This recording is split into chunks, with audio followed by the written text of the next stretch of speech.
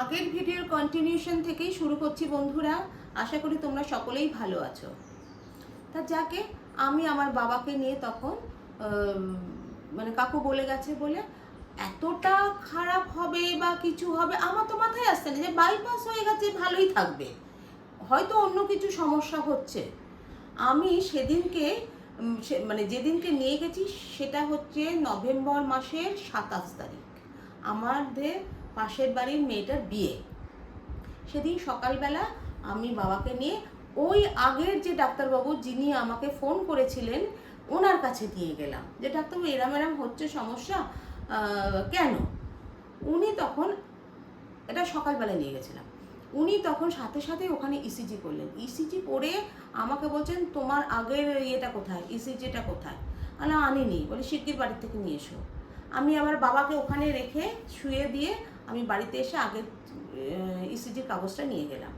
উনি বলছেন আগের থেকেও এটা খারাপ অবস্থা, মারাত্মক খারাপ অবস্থা, তুমি এখান থেকে ইয়ে করো, হসপিটালে নিয়ে যাও। তা আমি ভাবলাম ডাক্তারবাবু তো ঠিকঠাক বলছেন না, মানে তারপরে তো বাইপাস হয়েছে, এটা তো বাইপাস হওয়ার আগে। আমি বাবাকে নিয়ে রিক্সা করে বাড়ি এলাম। আচ্ছা, কারণ তখন অলরেডি অতগুলো টাকা দেওয়া হয়ে গেছে, আবার বলছে হসপিটালে ভর্তি করতে। তা কী করি, কাকুকে ফোন করলাম। কাকু তখন বলছে যে তোকে তো আমি বললাম ডক্টর মিশ্রের সাথে কন্ট্যাক্ট করতে, তুই অনিমেষ ডাক্তারের কাছে গেলি কেন? আলাম ও তাই? আলাম তাহলে কি নিয়ে যাব? বলে হ্যাঁ আজকেই নিয়ে যাবি, তুই এখনই নিয়ে যাবি। আমি ফোন করে ওনাকে বলে দিচ্ছি, উনি বেমবিলাতে সারাক্ষণই থাকেন, নিয়ে যা, যদি একটু বসতে হয় বসে দেখা। নিয়ে গেলাম, আমি মা বাবা তিনজনে গেলাম, ওই 27 তারিখেই গেলাম। ডাক্তারবাবু দেখে বললেন ওনাকে এক্ষুনি ভর্তি করতে হবে এবং আজকেই ওনার অ্যাঞ্জিওগ্রাম হবে। বললাম কেন ডাক্তারবাবু? বললেন আপনি আবার ইসিজি করুন, আবার ইসিজি করুন, করে আমাকে দিন। আমি আবারও বাবাকে নিয়ে বাড়ি চলে এলাম। আমি বুঝতে পারিনি যে বিএমবিএলআর থেকেই ইসিজিটা করতে হবে, এটা আমি বুঝতে পারিনি। আমি বাড়িতে এসে এই যে যে ডাক্তারখানার যে ইয়ে থাকে, মানে প্যাথোলজি সেন্টার থেকে ইসিজিটা করলাম।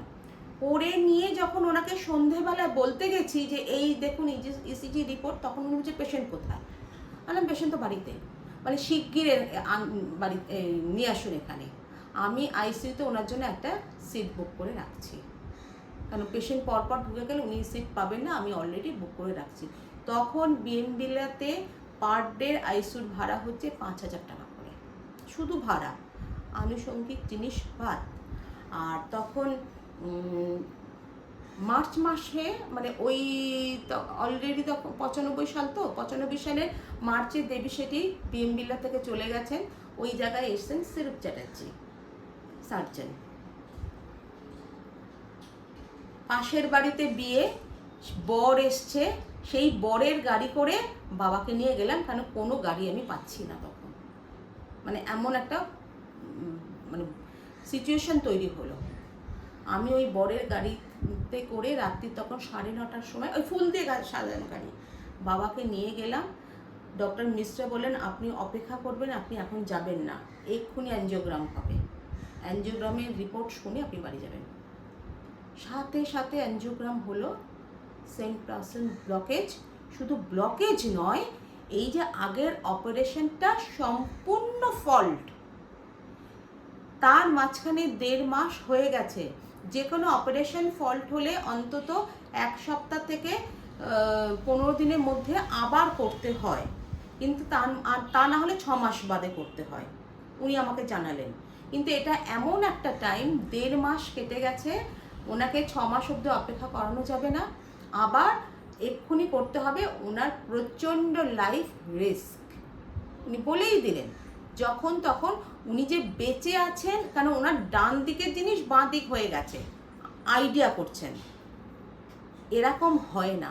তার মানে তখনই আমি ভাবলাম যে আগের অপারেশন, ওই যে অতক্ষণ ধরে নিয়ে আমাকে জানিয়েছিল মেশিনের কিছু সমস্যা, নিশ্চয়ই কিছু একটা সমস্যা হয়েছিল, তারা আমাকে জানায়নি, এটা কোনো রকমের তালিতাক্কি দিয়ে পেশেন্টকে বার করে দিয়েছে। আর তখন আমাকে ডক্টর মিশ্র বলছেন যে এত কেউ নার্ভ কাটে না, কোন ডাক্তার করেছে? বললাম এই ডাক্তার।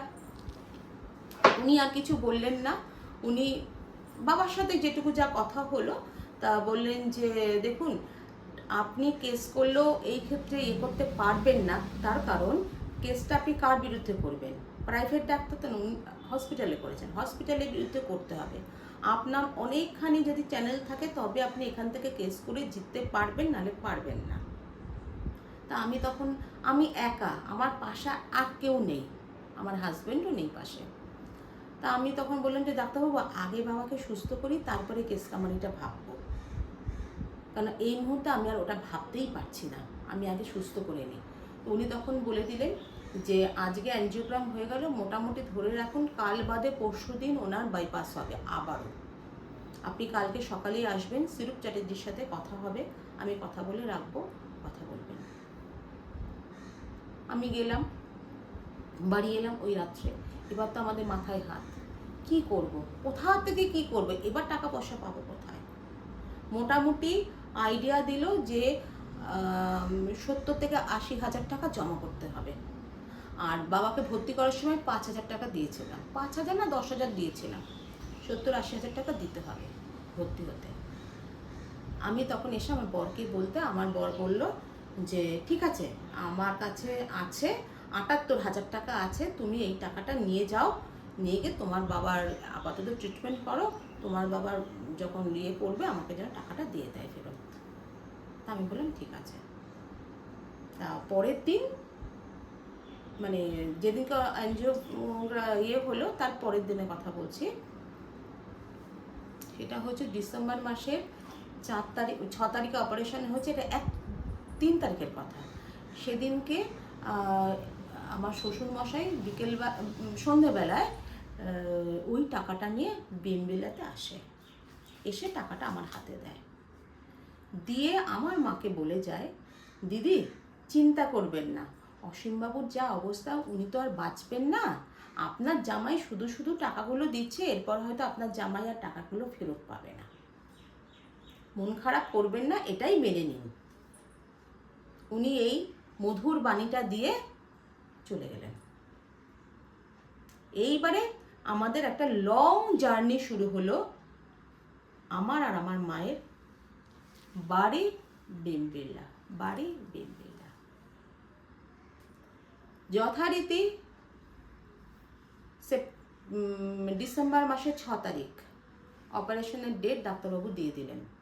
ভোর 6টায় উনি বললেন বন্ডে সই করে আপনারা সকাল সকাল চলে আসবেন, পেশেন্টে মানে জন্য বাড়ির লোকের অপেক্ষা করতে যেন না হয়, আপনারা আগে এসে ঢুকবেন, বন্ডে সই হবে, কিছু প্রসিডিওর আছে। আর সেই বছর খুব শীতও পড়েছিল, ডিসেম্বর মাসে খুব শীত। আমি আমার মা একদম অন্ধকার থাকতে বাড়ির থেকে বেরিয়ে, এখন তো কত অটো টটো অমুক তমুক হয়েছে, তখন একটাই মাত্র বাস, 1 নম্বর বাস আমার বাড়ির মোটামুটি কাছ থেকে যেত, কারণ আমার বাপের বাড়ির থেকে ওই বাস ধরতে গেলে বেশ খানিকটা হাঁটতে হতো, আবার শ্বশুর বাড়ির থেকে হলে বাড়ির উল্টো দিক থেকে বাস পেতাম, আর তা না হলে বালিগঞ্জ অবধি এসে অন্য বাসে বা রিক্সা করে বাড়ি আসতে হতো।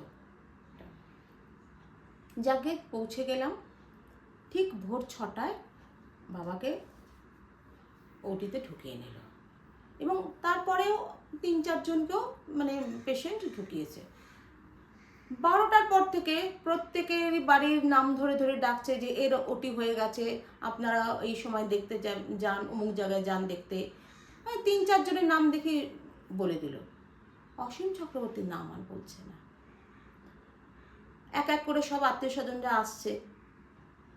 সকাল দুপুর তখন 2টো বাজে, বেলা 2টো বাজে আমাকে ওটিতে ডেকে পাঠালো ডক্টর চ্যাটার্জি। উনি ওই ড্রেস পরে বেরিয়ে এসে আমাকে বলছেন, আচ্ছা পিয়ারলেসে যে অপারেশন হয়েছে সেই অপারেশনের কাগজপত্র কোথায়? কিন্তু আপনাকে তো আমি জমা করে দিয়েছি ফাইলটা। বলে এখানে তো সব কাগজ নেই, মানে ওনার কোথায় অপারেশন হয়েছে আমি এখানে প্রপার ওপেন করে দেখতে পাচ্ছি না, আমি শুধু দেখছি ডান দিকের জিনিসটা বাঁ দিকে হয়েছে, বাঁ দিকের জিনিসটা ডান দিকে হয়েছে, কারণ এইগুলোর একটা ছবি দিতে হয়, কোথায় সার্জারিটা হয়েছে, কোথায় কতটা ব্লকেজ ছিল, কোনো ক্লিয়ার কাট ছবি নেই। আপনি মনে হয় কিছু কাগজ বাড়িতে ফেলে এসছেন, একটু যান, গিয়ে কাগজ আনুন, নাহলে খুব মানে অসুবিধা হয়ে যাচ্ছে ওটি করার। আমি জানি আমি কিছু দিইনি, তাও ওনার কথা শুনে আমি বাড়িতে এলাম, কোনো কাগজপত্র আমার কাছে আর নেই। আমি সব সূত্র ধরেই ফাইলটা দিয়ে দিয়েছি। বন্ধুরা, এই অবধি বলার পরে আবার পরের ভিডিও থেকে এখান থেকেই শুরু করব।